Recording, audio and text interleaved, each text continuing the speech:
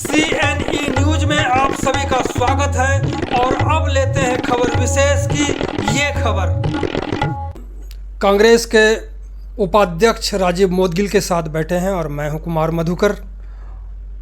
और मोदगिल जी से आज हम जानेंगे कि लोकसभा चुनाव को लेकर के जो कांग्रेस पार्टी की ओर से तैयारी है, और पिछले दिनों 26 तारीख को यानी रविवार को प्रियंका गांधी यहाँ पर आई थी और जनसभा को संबोधित करके गई थी। इस दौरान वहाँ पर काफ़ी संख्या में भीड़ देखने को मिली। कांग्रेस के लोग मानते हैं कि यह रिकॉर्ड तोड़ भीड़ जुटी थी सेक्टर 27 के रामलीला ग्राउंड में। इसके अलावा चंडीगढ़ शहर में कहाँ कहाँ कॉलोनी, सेक्टर या फिर गांव, कहाँ कहाँ पर कांग्रेस मजबूत है, इसको लेकर के बात करेंगे। सबसे पहले बात करेंगे कि बहुत ही सफल कार्यक्रम प्रियंका गांधी का जो हुआ है उसको लेकर के कहा जाता है और काफ़ी भीड़ जुटी थी। ये भीड़ कहाँ से आई, किसका योगदान रहा, इसी को लेकर के राजीव मोदगिल जी। धन्यवाद मधुकर जी। देखिए, जो कल हमारी All India general secretary Shrimati Priyanka Gandhi Vadra ji यहाँ आई थी, वो मैं कहता हूँ कि एक इतिहास बन गया जी। बड़ी मुद्दतों के बाद इतनी भीड़ चंडीगढ़ में कहीं इकट्ठी हुई है कि जितनी अंदर थी उतनी ही भीड़ सड़कों पे थी। और पुलिस ऑफिसर ये कहते हुए सुने गए कि भीड़ को कंट्रोल करना मुश्किल हो गया था। चंडीगढ़ के जितने भी गांव हैं, कॉलोनीज़ हैं, सोसाइटीज़ हैं, शहर के लोग हैं, सभी लोग वहाँ पर आए, सब ने अपना योगदान दिया, क्योंकि प्रियंका गांधी जी बिल्कुल सच बोलती हैं और मुद्दों पर बात करती हैं। आपने कल देखा होगा कि उन्होंने सभी मुद्दों पे बात की, खुल के बात की। बेरोजगारी के ऊपर बात की, महंगाई के ऊपर बात की, माताओं बहनों के ऊपर बात की, उद्योगपतियों के ऊपर बात की। उन्होंने कुछ ऐसी चीज़ नहीं छोड़ी है जिसके ऊपर उन्होंने बात नहीं की हो। तो लोग उनको सुनना चाहते थे। मैं आपको बता रहा हूँ कि कई दिन पहले, रैली होने से भी कई दिन पहले, लोगों के हमें फ़ोन आते थे कि हमने भी जाना है, हमने भी जाना है, लेकिन हम इतने लोगों को एडजस्ट कहाँ करते। लेकिन फिर भी हमने कोशिश की है कि हमने सभी को कहीं ना कहीं एडजस्ट किया। और एक बार बताऊँ आपको, हमारे प्रदेश अध्यक्ष HS लक्की जी ने बहुत मेहनत की इस रैली को सफल बनाने में, और उनकी जो मेहनत थी वो रंग लेके आई। पूरी कांग्रेस पार्टी उनके साथ कंधे से कंधा मिलाकर खड़ी थी। आम आदमी पार्टी ने बड़ा सहयोग दिया, बड़ा योगदान दिया, और ये रैली सफल हुई।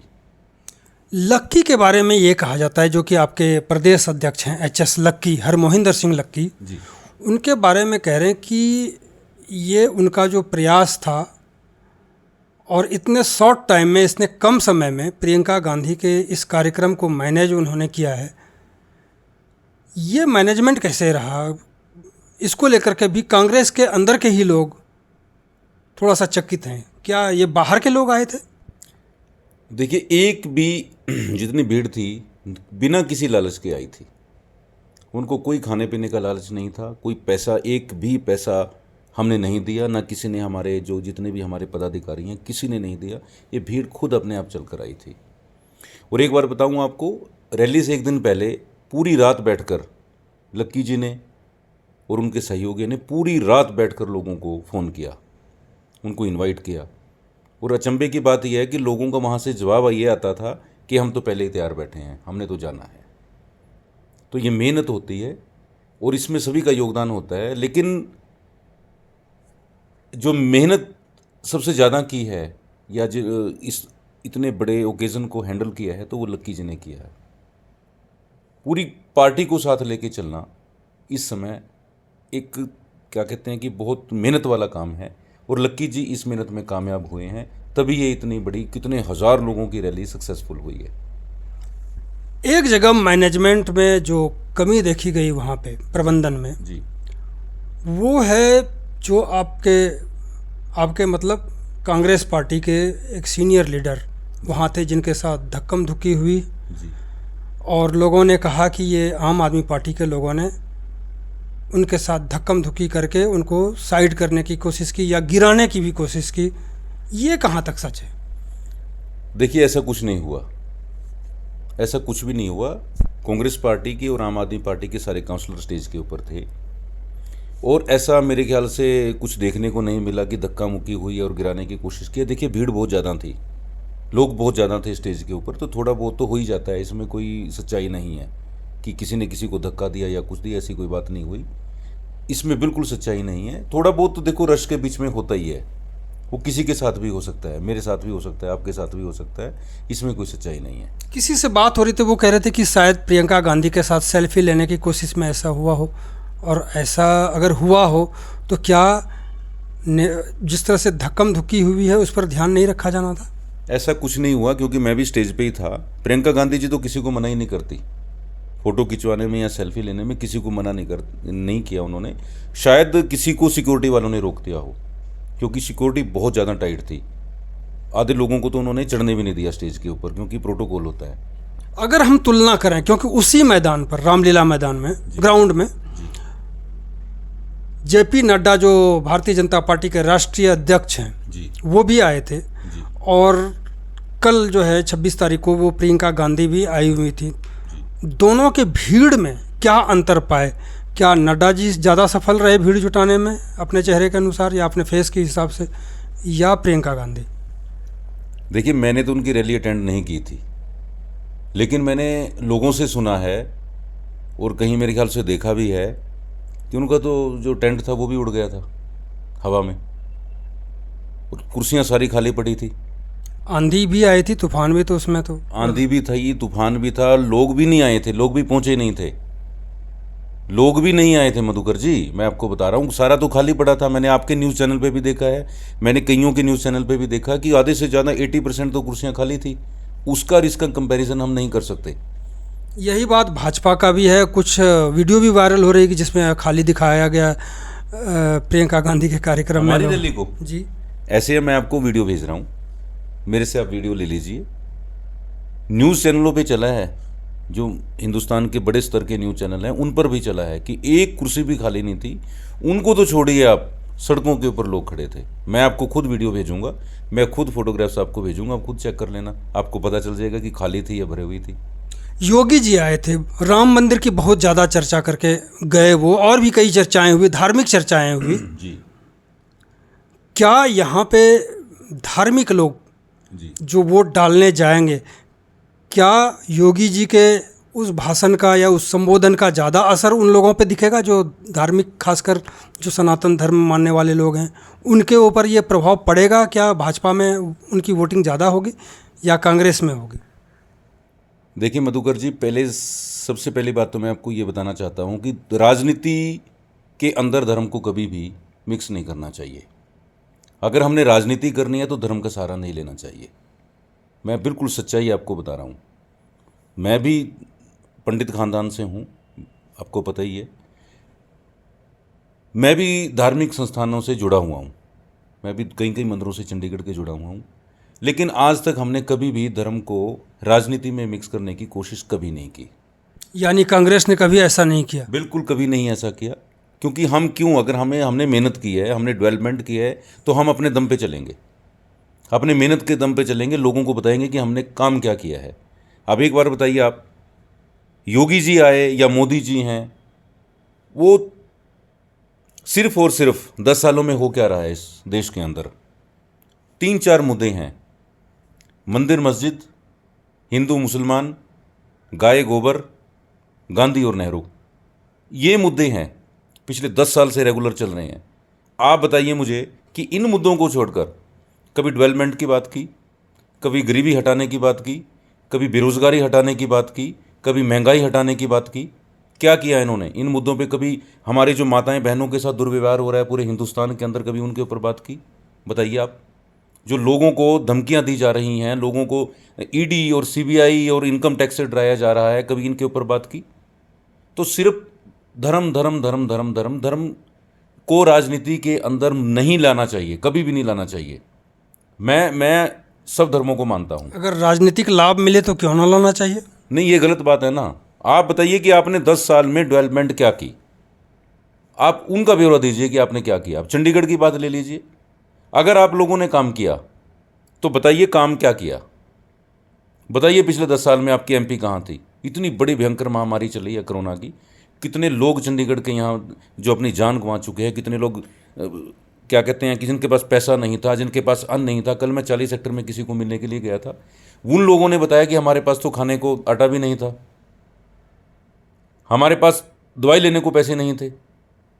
और उस समय एमपी मैडम यहाँ नहीं थी चंडीगढ़ शहर के अंदर, वो बॉम्बे थी, अपने घर थी वहाँ पर, जहाँ उनका जो भी चलता है बिजनेस चलता है, जो फिल्मी भी बिजनेस है उनका या सीरियल्स का है, जहाँ है वहीं थी। वो चंडीगढ़ में नहीं आई।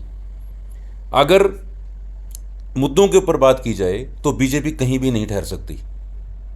धर्म के नाम पर मैंने तो देखा है, कल मैंने एक वीडियो कहीं देखी थी व्हाट्सएप के ऊपर कि भगवान रामचंद्र जी की मूर्ति रखी हुई है, उसको दिखाकर लोगों को वोट डलवा रहे हैं। कहाँ जा रहे हैं हम किस तरफ जा रहे हैं हम, बताइए मुझे। अगर मैं किसी मंदिर की रेनोवेशन करवा दूं या मंदिर की बिल्डिंग बनवा दूं या वहाँ मूर्ति स्थापना करा दूं, तो मैं ये लोगों को बताऊंगा कि मैं भगवान राम को लेकर आया हूँ। मैंने एक भजन सुना था कहीं पर, इनके गायक हैं, वो कहते कि जो राम को लाए हैं, राम को लाने वाले हम हैं कौन? भगवान राम को हम ला सकते हैं क्या? उन्होंने तो सृष्टि बसाई है, उन्होंने तो पूरे संसार को बसाया है, उनको हम लाने वाले कौन है? मूर्ति स्थापना हुई है वहाँ पर, मैंने भी दान दिया है और मेरा भी मन है कि मैं अयोध्या जाऊँगा। मेरे रिश्तेदार परिवार वाले सारे जा चुके हैं, मैं भी जाऊँगा। लेकिन कभी भी भगवान के नाम को, फिर वही बात आ जाती है घूम के। आपने अब सोचा है कि अयोध्या जाना है, इसके पहले तो नहीं सोचा था? ये राम मंदिर बनने के बाद ही आप सोच रहे हैं? आज मैं आपको सच्चाई बता रहा हूँ कि जब मंदिर कंप्लीट नहीं है तो वहाँ जाकर क्या करूँगा? अभी मंदिर का मुहूर्त हुआ है, आप जाकर देखिए वहाँ पर, अभी कम से कम 3 साल लगेंगे मंदिर कंप्लीट बनने में। ये जो मुहूर्त हुआ है मंदिर का, ये राजनीतिक मुहूर्त हुआ है, इसका राजनीतिकरण किया है इन लोगों ने। राजनीतिकरण हुआ जी। अगर हम कांग्रेस पार्टी को आज के समय में अच्छे पोजीशन में देख रहा हूं, जैसा आप लोगों का दावा है, कांग्रेसियों का दावा है, कांग्रेस पार्टी का दावा है कि चंडीगढ़ शहर में बहुत ही मजबूत स्थिति में जो आपके कैंडिडेट हैं, उम्मीदवार हैं लोकसभा सीट से, जी, मनीष तिवारी, वो काफ़ी मजबूत हैं। वो कहाँ से मजबूत हैं, थोड़ा सा हमें भी लगता है कि समझने की ज़रूरत है। ऐसे मनीष तिवारी जी जितनी मेहनत कर रहे हैं, इतनी प्रचंड गर्मी के अंदर, धूप के अंदर, कमाल है। सुबह शुरू हो जाते हैं 5:30 बजे और रात को टाइम का कुछ नहीं पता कि कभी 12 बज रहे हैं, कभी 1 बज रहे हैं। इतनी मेहनत ये इंसान कर रहे हैं, कमाल हो गया, मैं सच्ची कह रहा हूँ। और सबको मेहनत करने पर मजबूर करते हैं, सब लोगों को। उनकी क्लियर एडवाइस है कि अपने अपने वार्ड के अंदर, अपने अपने एरिया के अंदर काम करो, बाहर जाने की, किसी दूसरी जगह जाने की जरूरत नहीं है। यहाँ तक तो ठीक है, लेकिन हम मजबूत कहाँ हैं? सेक्टर में मजबूत हैं, कॉलोनियों में मजबूत हैं, गाँवों में मजबूत हैं, या कहीं और मजबूत हैं? समीकरण क्या जो बन रहा है जिससे हम कह रहे हैं कि कांग्रेस पार्टी बेहद मजबूत है? भाजपा का जो कैंडिडेट है संजय टंडन, उनसे आगे हैं हम। देखिए, हम किसी को भी कमज़ोर नहीं मानते, राजनीति में किसी को कमज़ोर नहीं मानना चाहिए, लेकिन हमें कॉन्फिडेंस है, हमें विश्वास है। और रही मजबूती की बात, तो आपने कल जो लोग देखे हैं, जो भीड़ देखी है रामलीला ग्राउंड के अंदर प्रियंका जी के आने पर, उससे खुद आप अंदाज़ा लगा सकते हैं कि हम कितने के मजबूत हैं। और कमाल की बात ये हुई कि लोगों को, शहर के लोगों को एक जिज्ञासा थी, उनका एक मन था कि हमने प्रियंका गांधी जी को सुनना है। पूरे गांव से, पूरी कॉलोनी, मेरी गेट पे ड्यूटी थी, गेट पर ड्यूटी थी, मैं सबको बात कर रहा था कि शहर के लोग खूब आए शहर के लोग, और बैठ के गए। इतनी 45 डिग्री था शायद कल जो तापमान था, बिल्कुल बहुत ज़्यादा। एक भी बंदा नहीं हिला वहाँ, एक भी। वो कहते जी हमने प्रियंका जी को सुन के जाना है, एक भी बंदा वहाँ से बाहर नहीं आया। मैं आपको सच बात कह रहा हूँ। वैसे पानी का और कोल्ड ड्रिंक, लस्सी का हमने सब इंतजाम किया हुआ था, गर्मी का मौसम था, लेकिन कमाल की बात है कि एक बंदा नहीं हिला। हम पहले डर रहे थे कि इतनी गर्मी के अंदर ये ना हो कि लोग आएँ और चले जाएँ, लेकिन ऐसा कुछ नहीं हुआ। इससे हम अंदाज़ा लगा सकते हैं कि हम मजबूत हैं, कितने मजबूत हैं। लोगों का ये जो मधुकर जी, जो ये चुनाव हो रहा है ना इस बार चंडीगढ़ में, ये किसी राजनीतिक पार्टी का ना होता हुआ एक जनता का चुनाव हो रहा है। जनता बीजेपी के साथ लड़ रही है। वो कहते हैं कि हम मुकाबला करेंगे बीजेपी के साथ। ये जनता वर्सेस बीजेपी का चुनाव है। अब आप कहीं भी चले जाइए, आप ये नहीं बताया आपने कि मजबूत कहाँ कहाँ पे? पूरे शहर के अंदर मजबूत है। मैं आपको यही कह रहा हूँ कि शहर के अंदर, पूरे कॉलोनीज के अंदर और गांव के अंदर, कहीं भी चले जाइए आप, सोसाइटियों में जाइए, वहाँ अलग नज़ारा है। लाल डोरे की समस्या कब की थी? पिछले 10 साल हो गए हैं। बीजेपी ने इसके ऊपर कुछ किया है? कांग्रेस ने भी कुछ नहीं किया था। सर 10 साल से तो हम हैं नहीं ना, हम 10 10 साल साल से पहले? तो 10 साल पहले जितना हमने किया था उतना तो इन्होंने एक दिन भी नहीं किया, एक बार भी नहीं किया पिछले 10 साल में। एक बार बताइए कि ये तो पूरे बहुमत के साथ दिल्ली में बैठे हैं, नहीं तो कुछ भी करवा सकते हैं। गांव का मसला है, उसके बाद ये कॉलोनी का क्या है? कॉलोनीज के लिए क्या हुआ? रोजगार दिया किसी को? बताइए मेरे को कि किसी को रोजगार दिया है? कोरोना में क्या हाल हुआ है? लोग पूछते हैं अब कि आगे बीजेपी वाले वोट मांगने, किस मुंह से आए हैं यहाँ पर वोट मांगने के लिए? किया क्या था? कॉलोनियों में हम बर्बाद हुए थे, घर छोड़ छोड़ के 2-2 हज़ार किलोमीटर, हज़ार किलोमीटर तक हमने गांव में, यूपी बिहार में कहाँ से बेचारे आए थे, चले वापस जाने पर मजबूर है। कोई ट्रेन नहीं थी, कोई बस नहीं थी, गवर्नमेंट ने हमारा साथ नहीं दिया, तो कॉलोनी वाला कौन इनको वोट देगा? और रोजगार किसको दिया है? किसका बिजनेस चल रहा है बेचारों का? पीछे एक वायरल हुई बीजेपी की वीडियो, धमकी दे रहे हैं लोगों को कि रैली में चलो, हमारे साथ डोर टू डोर करो। क्यों भाई?